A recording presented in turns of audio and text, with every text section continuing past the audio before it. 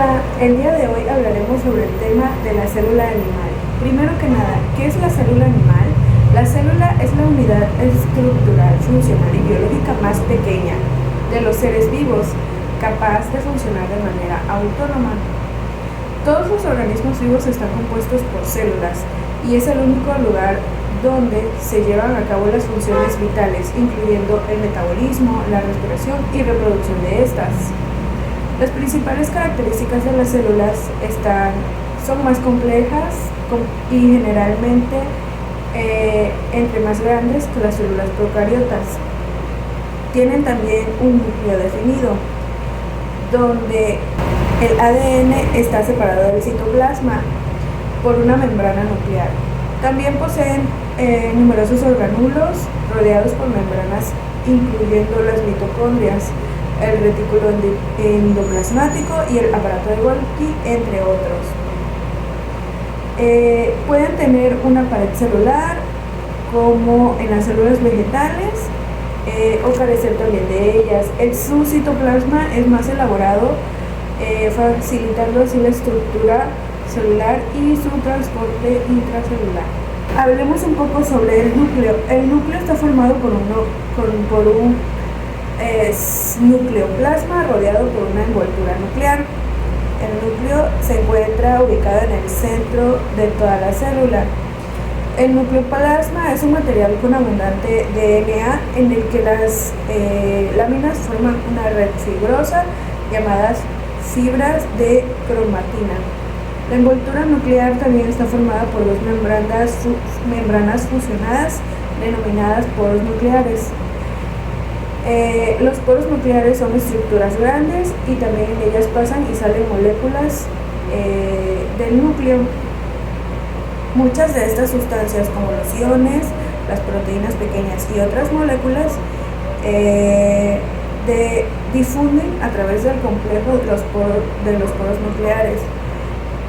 Actualmente se sabe que el núcleo realiza dos funciones fundamentales. En primer lugar, contiene la función hereditaria de la célula, y en segundo, podemos encontrar que el núcleo ejerce una influencia en todas las actividades metabólicas celulares. Cuando su proceso se realiza, en el núcleo se encuentran también determinados colorantes que se hacen visibles una o varias estructuras esféricas denominadas nucleolos. El nucleolo es el lugar de la síntesis del RNA ribosómico. Su contenido elevado de RNA lo hace diferente al resto del núcleo, o sea, puede cambiar su color. Ahora hablaremos de los lisosomas.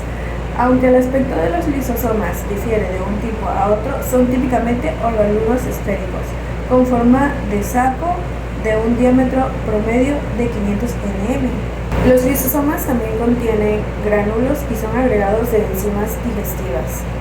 Estas proteínas se denominan hidrolasas ácidas debido a que requieren un medio ácido para actuar adecuadamente, ya que utilizan las moléculas de agua para escindir moléculas grandes. Los lisosomas también actúan en la digestión intracelular y extracelular. También son capaces de degradar la mayor parte de las biomoléculas. Los lisosomas también participan en la vida celular de tres maneras: mediante la digestión de las moléculas de alimento y otras sustancias captadas en la célula por endocitosis. Las propiedades de las membranas lisosómicas es en la que algunas proteínas de la membrana transportan protones y a través de la membrana, creando así un medio ácido que se requiere dentro de los lisosomas. En lo segundo, las enzimas lisosómicas escapan a otras partes de la célula. Esto tendría consecuencias devastadoras, dado que el contenido celular sería finalmente degradado. Hablaremos también de la mitocondria. El ATP se encuentra en la principal molécula de almacenamiento de energía de las células. Tiene lugar dentro de las mitocondrias. La mitocondria está rodeada de dos membranas. La membrana externa lisa y es relativamente porosa.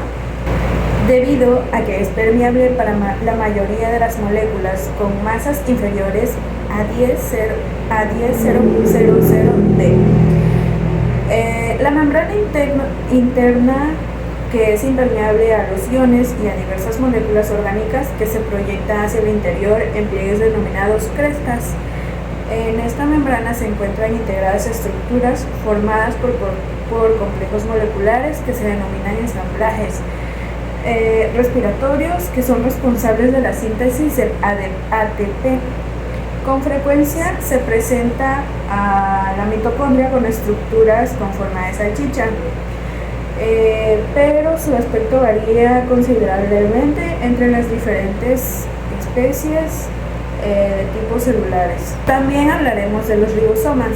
Los ribosomas del citoplasma de los eucariotas son complejos del RNA y proteínas con un diámetro de 20 nm, cuya función es la biosíntesis de las proteínas, formado por una clase de RNA ribosómico. Los ribosomas son estructuras complejas que contienen dos subunidades de forma irregular y de tamaño desigual. Se unen para formar los ribosomas completos cuando se inicia la síntesis de proteína. Cuando no se utilizan las subunidades ribosómicas, estas están separadas. El aparato de Golgi. El aparato de Golgi es un organelo membranoso en forma de sacos aplanados. Normalmente tiene de 2 a 20 sacos aplanados. Está íntimamente relacionado con la retícula endoplasmática, pues en términos más sencillos, la retícula endoplasmática envía las proteínas que sintetiza al aparato de Golgi. Pues ¿cómo las envía? A través de vesículas. Pues estas vesículas llegan al aparato de Golgi. El aparato de Golgi tiene enzimas que se encargan de modificar y de clasificar las proteínas, que posteriormente generan nuevas vesículas y las reparte o las distribuye a través de la célula, a través de toda la célula.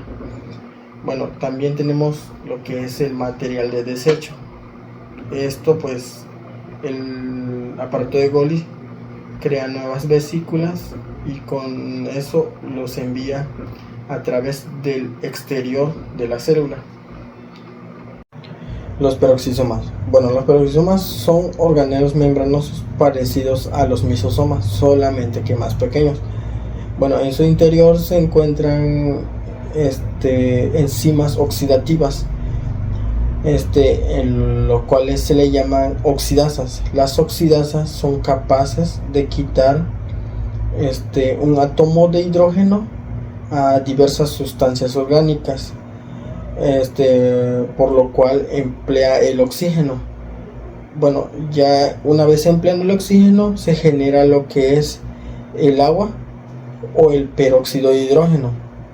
Bueno, en términos sencillos, la función básica de los peroxisomas es degradar a través de procesos oxidativos diversas biomoléculas tales como lípidos, ácidos nucleicos o también moléculas tóxicas tales como es el alcohol. Bueno, un dato interesante es que pues en el hígado se encuentran demasiadas peroxisomas o abundan muchas peroxisomas, pues de esta manera ahí se da la detoxificación de lo que es el alcohol o de ciertas sustancias nocivas para nuestro organismo. Retículo endoplasmático liso o rugoso. Bueno, el retículo endoplasmático es un pequeño organelo membranoso que tiene forma de sacos aplanados o tubos. Esta se encuentra en el citoplasma celular, que está cerca del núcleo. Es más, a este organelo se funde con la membrana nuclear. El retículo endoplasmático se divide en dos, en lisos y en rugosos. El retículo endoplasmático liso se le llama de esta manera porque no tiene gránulos y ribosomas.